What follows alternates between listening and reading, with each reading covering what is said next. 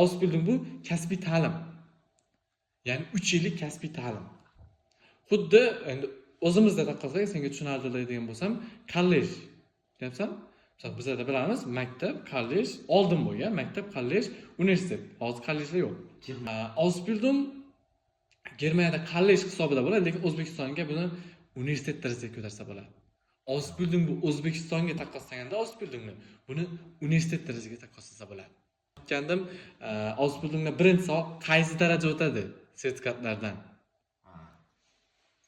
Ausbildung. Aslida Ausbildung qiladiganlar hozir Goethe topshirgan, asosan testlar, USD test emas, asosan Goethe topshirgan, endi TELK ham topshirsa bo'ladi.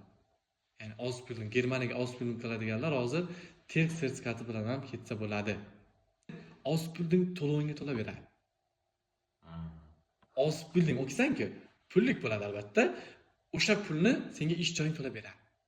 Chunki Ausbildung shunaqangi bir qat'iy o'ylab ishlab chiqilgan narsaki, ta'lim turiki, 3 yildan keyin agar bitirding, tugatding, shu ish joyingga sen borasan, ishlaysan. Endi to'lovlar qanday bo'ladi? Misol uchun, Ausbildungga kiryapsan, senga stipendiya ajratib beradi Ausbildung. Ya'ni shu Ausbildungga kirding, 3 yillik o'qiyapsan, senga stipendiya beradi.